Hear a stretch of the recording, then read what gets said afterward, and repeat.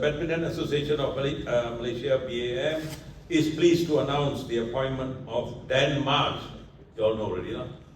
Kenneth Jonathan, as a new national coach, singles head coach. Following an extensive global search, BM has secured the services of Jonathan, a highly respected figure in international badminton. Coaching background of himself, the 50-year-old Danny has a proven track record, having played a key role in shaping Denmark's badminton legacy during his 13 years as a coach. Previously, he had also served as a head coach for England. Decorated playing career.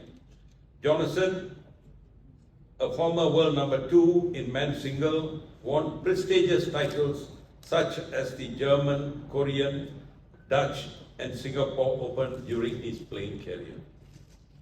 Official tenure. As part of his role, Jonathan will observe both men's and women's singles department.